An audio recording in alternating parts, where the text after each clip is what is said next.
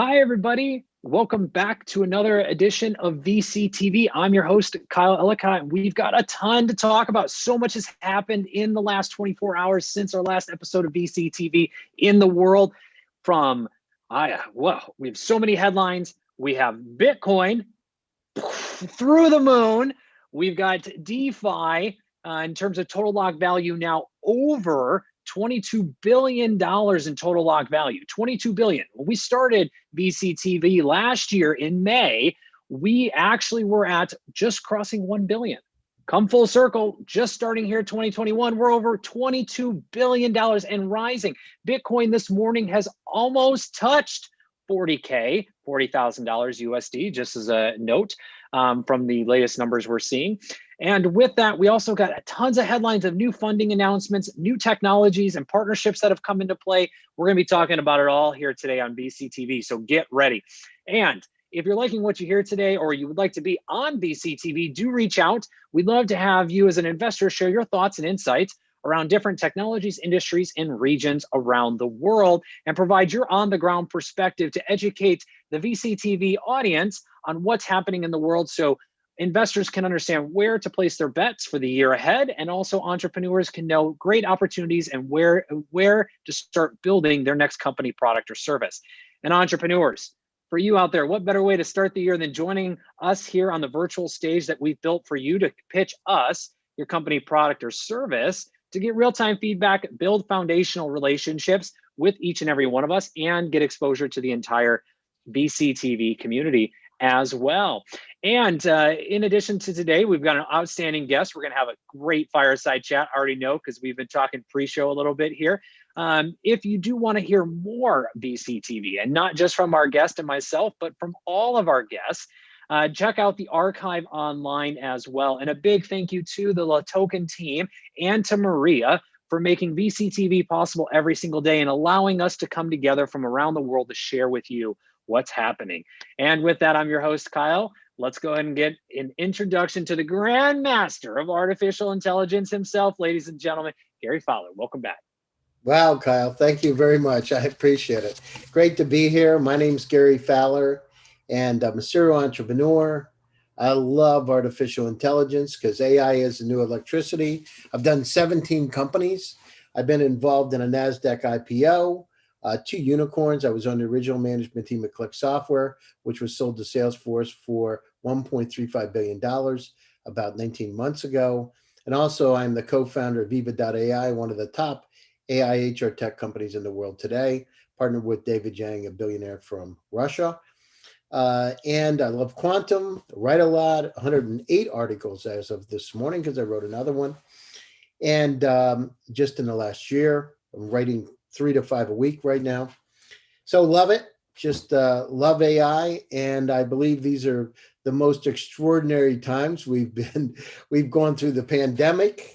Now we're going through a lot of international political situations, and we got Bitcoin at 39,500 as of, and maybe 40,000. It's been 5 minutes, Kyle. Yeah. It's wild and crazy. We don't talk a lot about, digital currency prices here on VCTV. We try to, separate that a little bit and talk more at the underlying technology. However, this is a very important topic because it plays a role in a lot of infrastructure and a lot of new companies, products, and services as well that we're both looking at as investors and also as entrepreneurs. And, seeing this type of opportunity grow and scale. And I mentioned the DeFi number as well. I mean, decentralized finance, that's huge. We've seen so many great companies and products being introduced into the market at the end of 2020. This year, that is probably going to grow 10x to what we saw last year, because we both know and we've talked about how DeFi plays a role in so many different industries, including the back office of general enterprise, stuff that people don't like to talk about.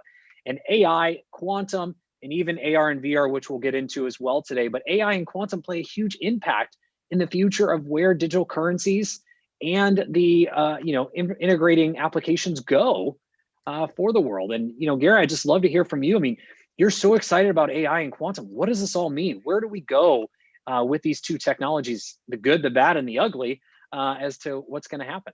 I think we seen a little ugly yesterday, if you know what I mean.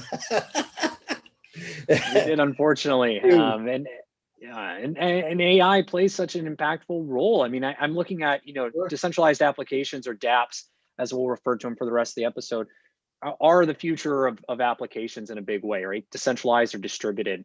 And when we look at the future of web and applications and going into Web3, AI plays a big role. I mean, data is going to be a huge part of the future of our applications, and AI plays a role in what that is going to look like. So for you, I mean, where does AI play an impactful role in the future of I mean, everything? the AI is the future of everything. I mean, it's not like one thing; it's everything. And so, by that I mean, think about it. Our lives were inundated with data. I've talked about it many times. There are about 40 zettabytes of data on the planet today. That would, if you stack, if there's CDs stacked one on top of another, would go back and forth the moon 29 times. So a lot of data, growing at about 62% per year. So we are, as I've said, and quoting Alvin Toffler, in a state of infobesity.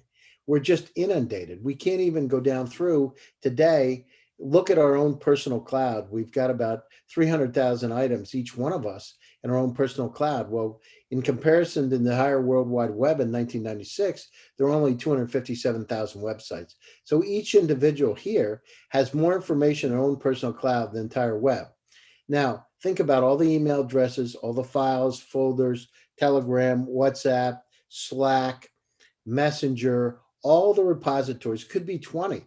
You could have 5 to 7 to 10 email addresses. You say, no, no, no. But think about it. The Yahoo address you don't use, Hotmail address that you don't use, Google addresses that you don't use anymore. When you start to add it up, it's a lot. So during this time, we've got an incredible challenge because we are in a state of infobesity. Think about your own personal cloud. How many Mhm. times do you say, I know that file exists, but I can't find it? Why? I've either forgotten the key location, the location, or the keywords. And you Mhm. don't try to go down through and figure it out. Go on, your mail application and misspell the word and try to find it.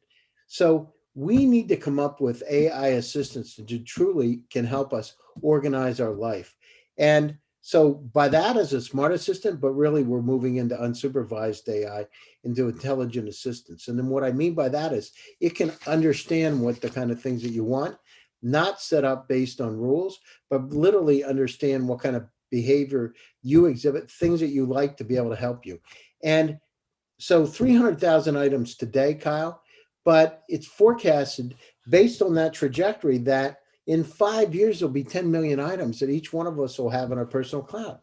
Which is insane. And actually, a fun fact from yesterday's news cycle actually is Decrypt, which is a media company out there, actually started moving all of their articles on IPFS to do distributed storage. And actually create working with Filecoin and a few other companies to actually open up this more distributed web and infinite storage of content, which just adds to this indexing that we're going to have to be a part of ongoing in our life, which will play into AR VR here in a second. But with that, and what you just spelled out with AI, so the emotional piece, but also the more intelligent piece of where AI is learning and growing into, how do you see that playing or integrating with blockchain, if you have Well, in the I want past? to talk about that emotion piece because it's very, Sure. very, we're at a critical juncture. Yeah. If we don't build some compassion into systems, I saw something a few weeks ago where I saw somebody take a robotic dog, an AI robotic dog, and kick it, and the Yes. dog fell over. And I was thinking to myself, it may not be a problem today, but where do the rights start to come in? Where we want, as we start to, the human brain processes about 60,000 complex transactions per day. And as we start to develop the AI and it catches up and surpasses us based on Moore's law, what happens then? Hmm. Who's right, who's wrong? And we need to build compassion in, because if we have these pragmatic AI systems today and they don't understand humanity and we start to do a lot of crazy things, the systems will control, with the Internet of Things, virtually everything. What happens then? So if we have riots, we have all kinds of different events. What will the system do to be able to control it, and how far will it go? We had better train compassion, the right kind of things, the higher level skill sets, love, compassion, affection, those kind of things into the system. Because if not, we're going to have this pragmatic thing that says, why do we need you around? All you do is consume and dirty. It's like, hello, right? So we need to go down through, and then we look at artificial intelligence. There are 6 billion Earth-like planets in the Milky Way galaxy. And that what I mean by that is they're within the Goldilocks zone. We're close enough to a sun where they could sustain life. But now it's estimated there are about 200 trillion planets in the universe, 200 trillion. So we take 200 trillion times 6 billion, we start to understand that this is a massive, massive, interesting opportunity for us. So, as we're exploring, we're going to Mars first. How do we get out there? We need to have the artificial intelligence to be able to help us to be able to navigate the ship. And more importantly, like European Space Agency said, have an assistant out there that can, not only coach us psychologically, because it's a year-long trip, but also understand what's happening with us from a health perspective. So we got incredible challenges and opportunities in front of us. I believe right now, I used to just say the AI is the new electricity. It's different than that. It's almost exponential, because now with quantum computers, quantum networks, quantum and AI, it changes everything. The Chinese just said what? Their system is more than 1 billion times faster than a supercomputer. This was their quantum computer as of last week, 1 billion. So imagine today, Google said that their system that they have in place is 100 million times faster. So it could process information today that would take 10,000 years in a matter of 200 seconds. So 1 billion times faster plus. I think the exact code was 10 billion times faster, but let's just keep it conservative. So we've got this extraordinary opportunity, but then at the same time, it's going to dramatically change our lives, because if we want to, Ponce de Leon talked about the fountain of youth. Talk about the fountain of youth, we can figure everything out. Think about gene splicing. So your family's got a history of cancer, cut that gene out at the exact point. You've got, COPD, heart problems, cut the gene out. And so if you're going down through it, this is the way, this gene splicing capability was now becoming a reality. It used to be a few years ago, I had my MBA students, I did part-time instruction in the MBA program over in Russia, and I brought over Skolkovo students over to Silicon Valley. Our project was how to live to 120 years, but now it's 150 years. We are coming in the age of being able to live longer. And then as we come to singularity and we start to incorporate things like being able to add memory to ourselves, to be able to remember things. So now you want to get a Stanford MBA? No problem. You just pass through this wirelessly, and in a couple of seconds, you've got your Stanford MBA. You want to be a doctor? It's no problem. Here, pay this amount of money, you can become a doctor. Though our world is changing so fundamentally different than it was before. It's like, Stone Age humans actually discovering fire and how that changed their lives for cooking and light and everything. We're at that kind of stage in humanity now.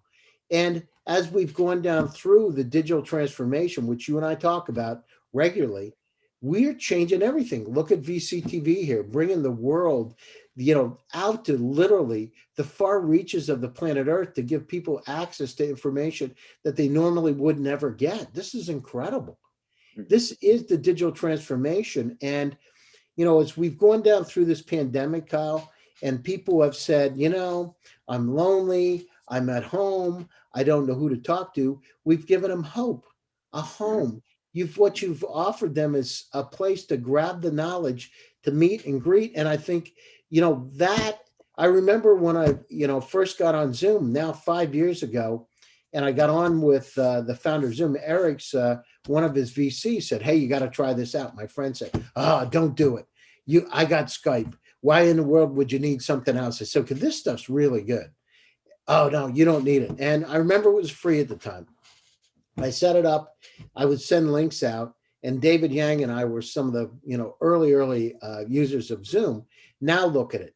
close to 400 million users around the planet. And people, it's hope, it's connections, it's contacts, but we haven't gone far enough. And that's where AR and VR come in, because we need more immersive experiences, more three-dimensional experiences where we can actually feel like we're in the situation, not just flat on the screen. Right here I am on my 27-inch Mac, and it's great, but imagine being able to really become part of that scene at a virtual holographic images with the table and sitting and really carrying on. Imagine how that changes our life.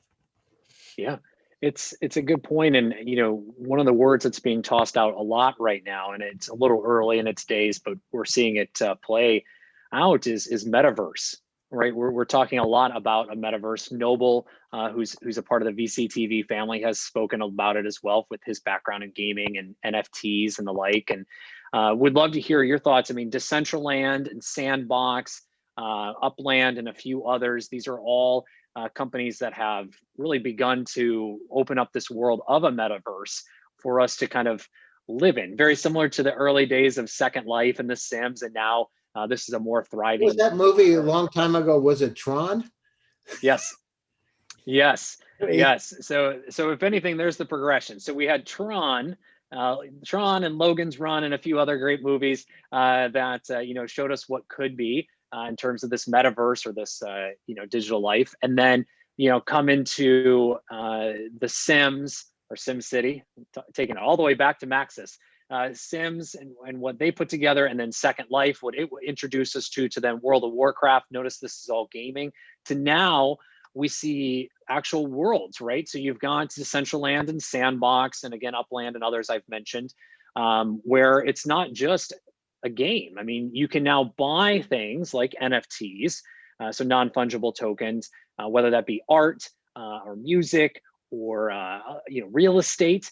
And you can actually have that and live that digital life within the game and within the metaverse. And it's a whole second digital world that people have, and they're making money off of it. We've talked about, buying digital real estate and then building on it and then renting out that real estate.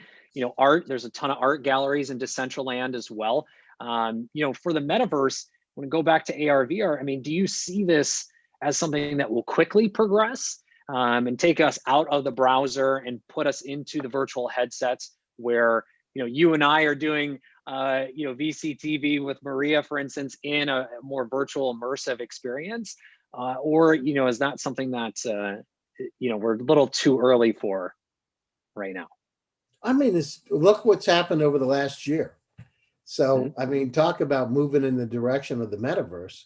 Look where we are today. I mean, the thing is, what's happened is we now give access to everybody from anywhere to be, as long as they've got the technology to be able to access from anywhere. So it's a different world. It's really the democratization of opportunities. And so in terms of the metaverse, absolutely.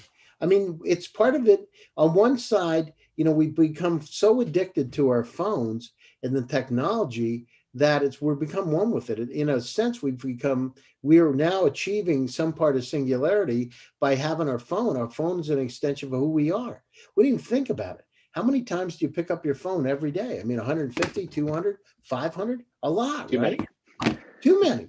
What do you do in the morning when you get up? You check your phone. What do you do before you go to bed? What happens if you get up in the middle of the night? What do? Check your phone, right? Most people.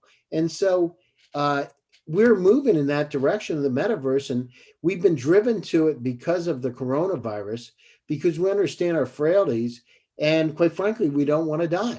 I mean, we get out there and it's like Russian roulette. No pun intended.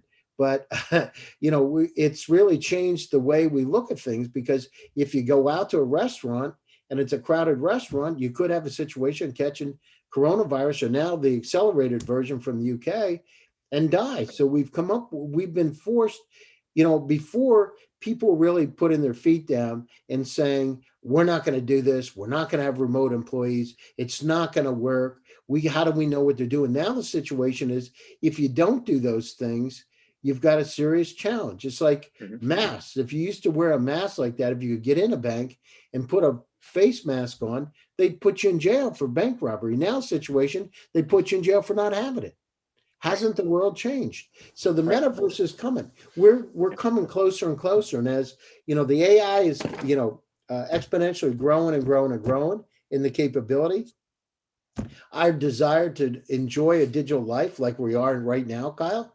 I mean, we haven't met in person, but how many hours have we spent together? A lot, A lot. a lot. A lot. And so we spend this quality time together, and we're now coming into it. Now what's happened is I hear about companies all over the world that develop immersive technologies to make this kind of experience a lot closer and deeper and close to, a metaverse, if you will. And it's important because we need those kind of touch points. As humans, we're used to having contact. We're used to being close together. We're used to communicating. So now we've done it in this, I want to say, one-dimensional level, but we need to do it really in a three-dimensional level where you can start to feel things. Yeah, and I think it brings up an interesting point. I want to come back to feelings, but real quick, that brings up an interesting point because with AR VR, we're at kind of a crossroads. There was a huge push towards consumer applications and then a big pullback because there was both an adoption curve on the technology and us as users just wasn't there yet, right? We saw this even with Magic Leap and others who had raised billions of Magic who? dollars. Yeah, exactly. I mean, Magic Leap, I mean, in all respects, they put on a very big vision and have worked to try to make that happen. And, Absolutely. timing may have been off early, but today it's perfect. I mean, we also have seen HTC, we've seen Verizon, we've seen some of the biggest names enter the space from the hardware side. And now the software side going from 1D to 2D. So we'll consider what we're doing right now, 2D, moving into that 3D environment where, headset costs have come down. The software has taken a step forward. On the AR side, we're starting to see more interaction, more understanding, right? You've got Niantic that created part of Pokemon Go and also Harry Potter and a few other interactive experiences. We've got Apple pushing forward on their AR kits along with Snapchat and a few others. Now that next progression, I think it's Weave VR, do 3D virtual events. Jason, who will be on with us tomorrow from Propel Ventures and Founders Institute, hosts like a virtual meetup every month. And we're starting to see that. So we're kind of at like that 2.5 level, whereas on the enterprise side, we're seeing more interaction of this, right? So we've seen more on the medical side, more on the maintenance side, more on logistics and supply chain, drones, right? We're seeing more interaction around AR, VR on enterprise, but consumer, it's starting to come too. But I want to pause that rant for a moment and switch back to emotion. So as we move into this metaverse, we move into this digital world that we already are living, but more aggressively, emotion and emotional AI. Artificial intelligence is going to be a part of that. If anything, we'll have that digital assistant, we'll have that digital piece with us, that emotional piece. How do you see emotional AI playing a part into future digital worlds or digital lives? Again, the metaverse Yeah, that we so have. let me talk about the other part. You talk about these immersive experiences and 2.5 and where we are. And, so it's being driven by the opportunity. Yep. People are home. If you're in San Francisco or in Silicon Valley, it's hard to get out and hard to meet with people. So we're being driven because the demand is there and the opportunity is there today to be able to drive these technologies forward. If it was a year ago, Kyle, and coronavirus didn't happen, we wouldn't be having this call like we are today. It just probably wouldn't happen. But the situation is, the beautiful thing about humanity is we understand how to adapt. The good news is we know how to adapt. So being able to use Zoom to be able to do these kind of incredible shows is just the way it's going to be. But we need to have more. We got to make it more human-like, more so that it feels natural. And I'm not trying to do a pun on NLP kind of thing, but a natural. And we need to go down through and do this sooner than later. It's really important for us because the opportunity is there. And I'm very excited about the advancement of technology during this pandemic. People have understood that there's needs to be closer. Look how Zoom's adapted, from the time we got started on this till today, all the security measures, all the different things that they put in place to be able to adapt adapt to this incredible demand that came in for this company. So in terms of emotion AI, yes, it's going to be important, because if we don't have some sense of compassion within the system, what's going to happen? We're going to become, it's basically black and white. Well, I don't know. Do we really need these carbon uh, people around, these carbon forms? Maybe not. All they do is they kill each other and they do not good things. Why do we need them? I mean, they're just trying to pull the plug on me. They're trying to do this. We can make our own robots. We can do our stuff. We can have some of the humanity pieces, but I'm not sure we need them. So the situation is, and we got to understand that we're building these quantum computers with artificial intelligence, unsupervised.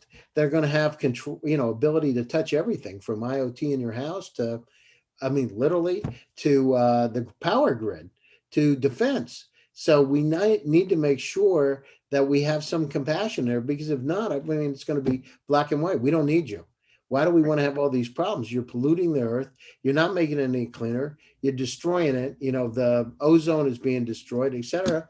Let's forget about it. Let's come up with another scenario. So it's going to have to, I strongly urge that we build compassion into the AI. We have the training sets. Just think about it as a child, right? As a child, your parents teach you to do the right thing, and not everybody does it. But if you have a loving environment that trains you to do the right thing, you change as in terms of human being. When the same situation is with training sets, we got to make sure the training sets we have some type of compassion built in, and other emotions too. I'm not sure you want to have, the AI have a temper tantrum, because nothing good's going to happen with that. But I would put in some of the good parts of compassion, happiness, camaraderie, just things that'll feel good. And so, and if we do that, we're going to be in good shape. If we don't do it, we'll be in a force that Elon Musk says nothing good's going to happen. And we're growing fast, Kyle. This is happening in front of our eyes. Think about it. How quickly our world's changed with AI. So speaking real quick, Elon Musk today, another headline, Elon Musk became the richest person in the world, just as a quick sidebar, surpassing Jeff Bezos. Jeff Bezos. Yep. But going back to speed. So you're right. Things are moving so incredibly fast. I mean, we are very fortunate enough to see it, and we talk about it here often on VCTV because of the roles that we play in the world. But for those that may be tuning in for the first time, I mean, with all this speed, where is the place to focus right now? Right? If you're looking to just start to enter in investing, you're looking to start building. I mean, where?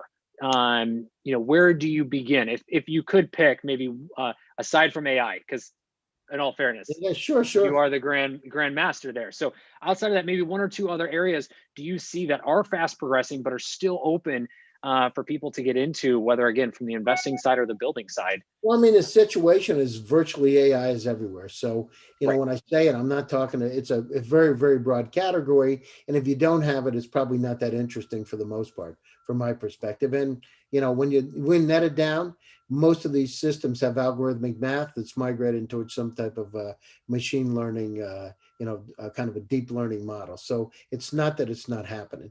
So in terms of, so with great speed comes great responsibility. Very good. Very good.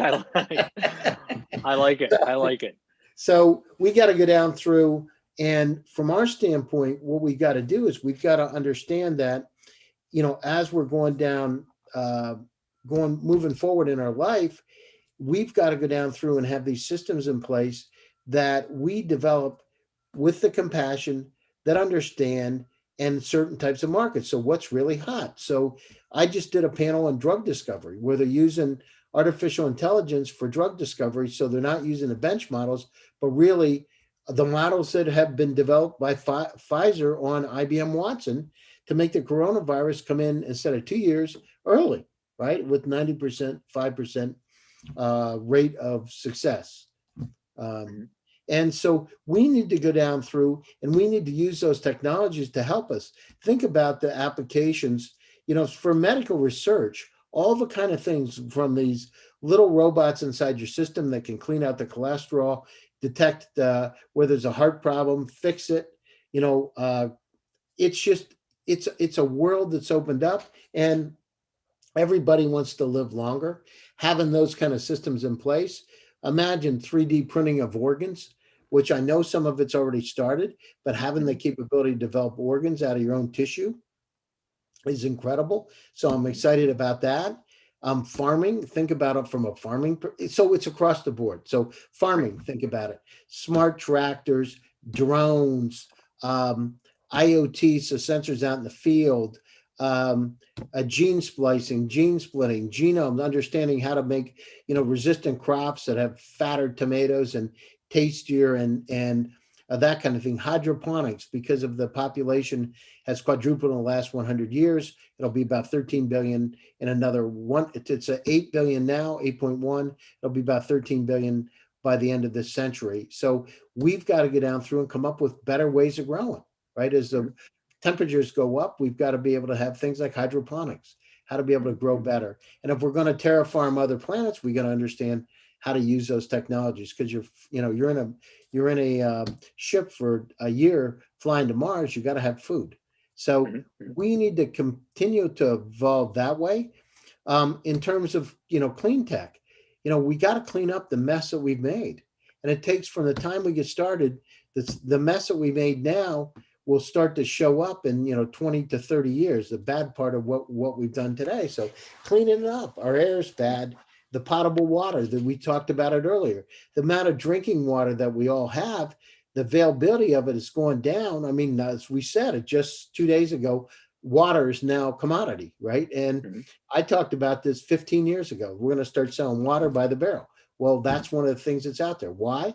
Because, for the most of America, if you look at it, you go in, get a tap, get a glass of water, but you have no idea what's in there. Why? Because we don't test it.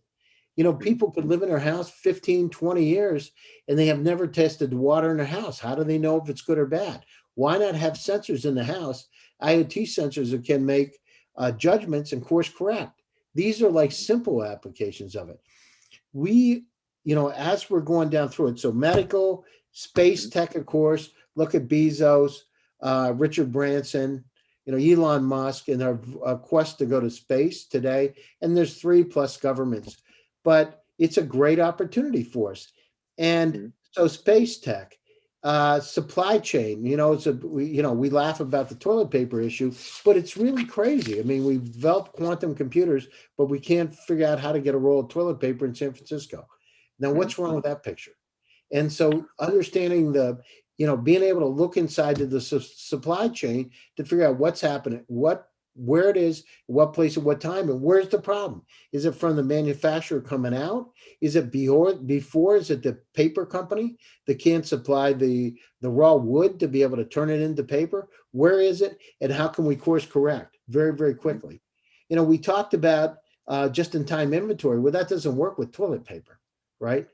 And ventilators and other things. So how can we streamline our system and really optimize it? So I see that on supply chain manufacturing with robotics across the board. We need to come back, now's the time. The dawn of an era. Look where Tesla, they laughed at him. They laughed at Elon Musk when he first got involved with Tesla. He didn't find Tesla. He got involved with Tesla, right? And so, but they laughed. They thought, here's a Lotus car. It's just retrofitted with a battery. It's like a toy, et cetera. But he had a vision. Now the situation, they aren't laughing today when he's the richest guy on the planet Earth, Right. So I see it across the board, Kyle. And the beauty, the amazing part of it is that we're participants in this and we have an opportunity to affect change. That's where the beauty is. So it's across the board. It's picked up. I've never, I've been around a long time, been in technology over 30 years. I've never seen it move at the speed it is now. It's one thing when we went through e-commerce, which is slow, but this is happening. I mean, it's just like Bitcoin. It's probably at 40,000 now, right? But and I'm not being facetious. It may be. No, we're close. We're teetering it. I mean, that's a great point. You're right on speed. I mean, this is the fastest as well for me in my career. being in technology is in general, and fastest I've ever seen things, one, integrate, two, be deployed, and three, opportunities exist right on either side as an investor Sure. or as a founder. And Bitcoin's resting just under 40K. We're going up and down, but yeah, you're absolutely right. Kyle, And on Bitcoin, cybersecurity, we got to talk about that because yes, we have please. all these great things with Bitcoin and all these opportunities. And I remember we were on a VCTV with one of the panelists, and he said he would have had 1,000 Bitcoins that he had, and he lost his computer. Yep. And lost his Bitcoins. And so the situation is on the other side is that, these people talk about blockchain, but blockchains do get hacked now, right? And so we've got to come in and develop technologies. Cybersecurity needs to be focused on, or we're going to have a real problem because imagine, so all the Nest devices that are out there, and now there's a crack in the system and people have control of the cameras in your house, right? For instance. So, and I'm not saying Nest, you can do that, but I'm just, it could happen. Well, and I'll say it for you, every device it has a vulnerability, and we've seen that over the years. And in the early days of IoT and connected devices, we saw a lot of that happen. Now in this transition from on the software side, as we go from Web 2 to Web 3, so we go from mobile and cloud-based applications to those that are more decentralized and distributed as well. We've started to see more vulnerabilities being released because security has not necessarily been thought of in this new fast-paced world. And that's what we talked a little bit about on VCTV yesterday. Lubna and others, and yourself mentioned this, is security needs to be thought through.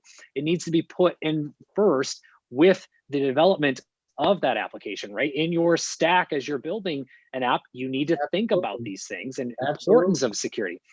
And on cyber, to your point, with blockchain, when you're building applications leveraging blockchain, just a few pieces of advice to those that are listening. One, do you need it or do you not? You may not, okay? And it's okay. The cool thing about building decentralized, or again, dapps, as we'll just summarize it for today, is you don't have to build everything in one entire stack. You can actually take bits and pieces, right? You can have distributed storage, as we mentioned with Decrypt and what they're doing with IPFS. You can have distributed computing, something that Gary has mentioned and we've had for many years, and we'll have even many more forward with quantum as well.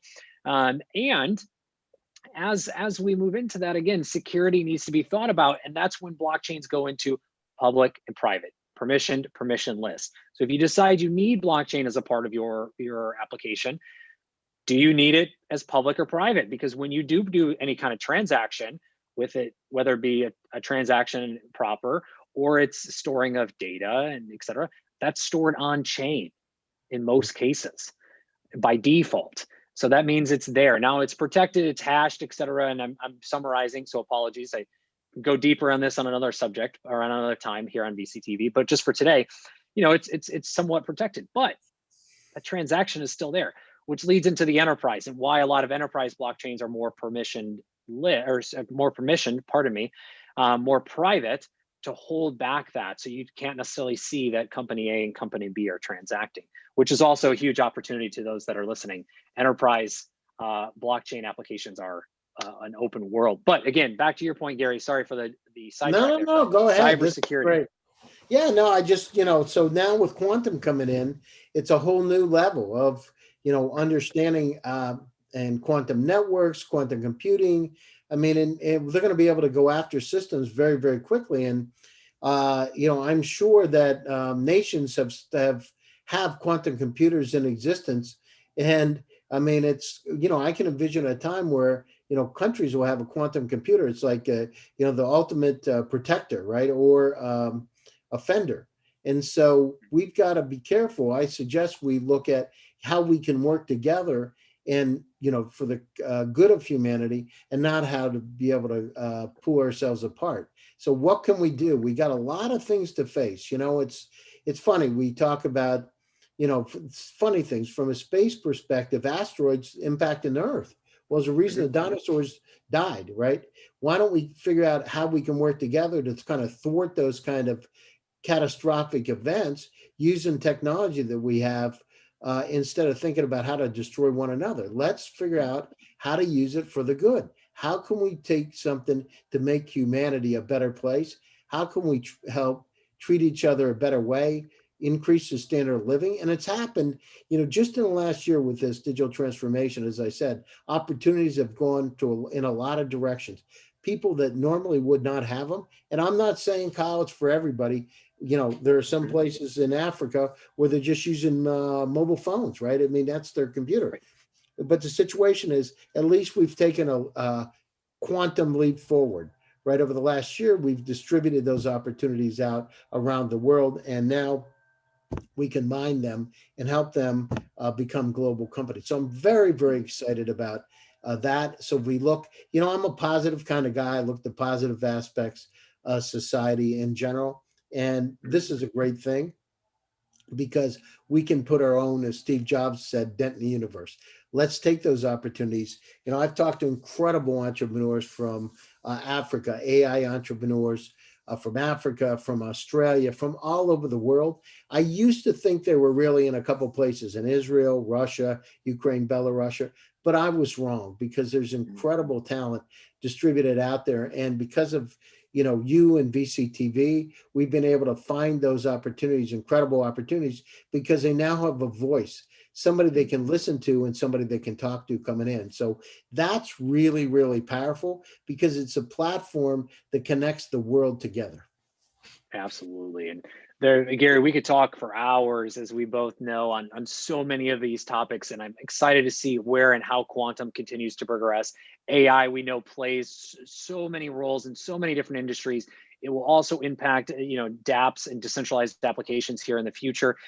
We have so much more to talk about, but I want to pause here today for VCTV. Any closing thoughts you want to share with our audience today on the future of where we're going to go here in 2021? Any advice if they're looking to invest or build as well? Because we've got a wild ride in the 12 months ahead of us, coming out of the year we just had in 2020. And really, a lot of that's been around the progression. You mentioned the speed and rapidness of these integrations and in this digitization and that we're experiencing. So anything you want to leave the audience with? I mean, the situation is, the one thing, I did a TED talk a few years ago about passion, optimism, and visualization. You got to visualize where you want to go.